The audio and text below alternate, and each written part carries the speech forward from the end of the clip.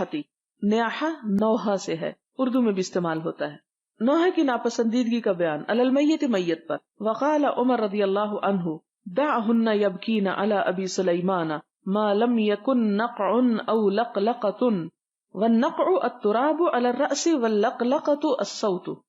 ہوا یہ کہ خالد بن ولید کی جب وفات ہوئی تو عورتیں رونے لگیں، تو لوگوں نے آ کے حضرت عمر کو شکایت کی، تو آپ نے کیا فرمایا، دعہن، چھوڑو ان کو، یبکینا، روتی رہیں، رونے دو، علی ابی سلیمان، یہ ابو سلیمان خالد بن ولید کی کنیت ہے کہ خالد بن ولید پر رونا چاہتی ہیں تو رو لیں، ما لم یکن، جب تک کہ نہ ہو، کیا نہ ہو، نقع کہتے غبار کو، او لقلقۃ، یا آواز، یعنی چیخ پکار اگر نہیں کر رہی، یا شور ہنگامہ برپا نہیں کیے ہوئے، یا کوئی ادھم نہیں مچایا ہوا کہ گرد و غبار اڑ رہی ہے، تو ایسی صورت میں ان کو رونے کی اجازت ہے۔ اور دوسرا غبار کی بات اس لیے کی گئی کہ لوگوں کے یہاں ایک رسم یہ ہوتی تھی کہ منہ پہ مٹی پھینکتے تھے اپنے جب کوئی مر جاتا تھا، تو آپ نے فرمایا کہ اگر وہ منہ پہ مٹی نہیں پھینک رہی یا کوئی ایسا کام نہیں کر رہی کہ جس میں نامعقول حرکتیں ہوں، تو ایسی صورت میں رونا، خالی رونا اس کی ممانعت نہیں، جتنا کوئی چاہے رو لے۔ حدثنا ابو نعیم قال حدثنا سعید بن عبید عن علی بن ربیعۃ عن المغیرۃ رضی اللہ عنہ قال سمعت النبی صلی اللہ علیہ وسلم یقول ان کذبا علی لیس ککذب علی احد، کہ میرے اوپر جھوٹ بولنا ایسا نہیں جو کسی اور پہ جھوٹ بولنا، یعنی زیادہ شدید ہے، یعنی کسی اور کے بارے میں اگر کوئی جھوٹ باندھتا ہے تو وہ اتنا بڑا جرم نہیں جتنا آپ صلی اللہ علیہ وسلم کے اوپر جھوٹی بات باندھنے کا جرم ہے۔ من کذب علی متعمدا فلیتبوأ مقعدہ من النار، جو مجھ پر جان بوجھ کر جھوٹی بات منسوب کرے اسے چاہیے کہ اپنا ٹھکانہ جہنم میں بنا لے۔ سمعت النبی صلی اللہ علیہ وسلم یقول، اور یہ بات کہنے کے بعد وہ صحابی حدیث بیان کرتے ہیں کہ آپ صلی اللہ علیہ وسلم نے فرمایا من ینح علیہ یعذب بما نیح علیہ، کہ آپ کیا فرماتے تھے کہ جس پر نوحہ کیا جائے تو اس کو عذاب دیا جاتا ہے نوحہ کرنے والوں کے نوحے کی وجہ سے۔ اور پھر وہی بات یاد رکھے کہ اگر اس نے ان کو کوئی وصیت کی ہو یا تلقین کی ہو، یا یہ بات وہ خود بھی اپنی زندگی میں کرتا رہا ہو، یعنی اس میں اس کی کسی طرح کی پسندیدگی شامل ہو۔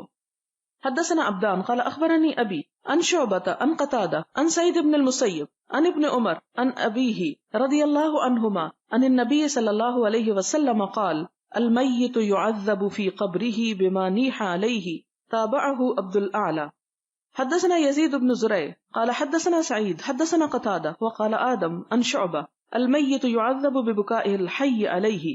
باب حدثنا علی بن عبد اللہ حدثنا سفیان حدثنا ابن المنکدر قال سمعت جابر بن عبد اللہ رضی اللہ عنہما قال جیء بأبی یوم احد، کہ لایا گیا میرا باپ احد کے دن، قد مثل به، جن کا مسلح کیا جا چکا تھا۔ مسلح کیا ہوتا ہے؟ ناک، کان، زبان وغیرہ کاٹ دینا۔ حتی وضع بین یدی رسول اللہ صلی اللہ علیہ وسلم، تو میرے باپ کو حضور صلی اللہ علیہ وسلم کے سامنے لا رکھا گیا۔ وقد سجی ثوبا، تو ان کو کپڑے میں لپیٹ دیا گیا تھا۔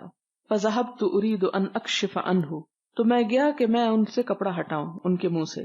فنہانی قومی، تو میری قوم نے مجھے روکا کہ مت ہٹاؤ۔ کیوں روک رہے تھے؟ کیونکہ ان کے ناک جو کٹا ہوا تھا، کان وغیرہ۔ ثم ذهبت اکشف عنہ فنہانی قومی، میں پھر ان سے کپڑا ہٹانے لگا تو میری قوم نے مجھے روکا۔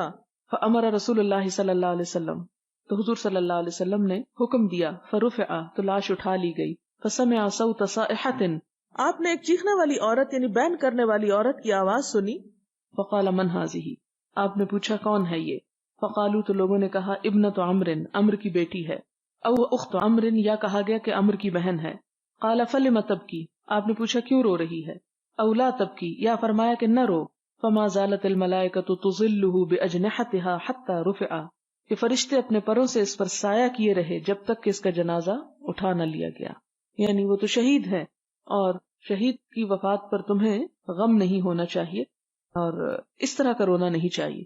اصل چیز جس سے روکا گیا یہاں پر وہ رونا نہیں تھا، آنسوؤں کا رونا، نوحہ تھا، کیونکہ کیا سنا گیا تھا؟ صائحہ، یعنی آواز کے ساتھ بھی رونا منع ہے، ہائے اور اس طرح کی چیخ پکار، ہاں انسان منہ سے کوئی لفظ نہ بول رہا ہو، اور بول بول کے رونا بھی منع ہے، یعنی رونا خاموشی کے ساتھ ہونا چاہیے۔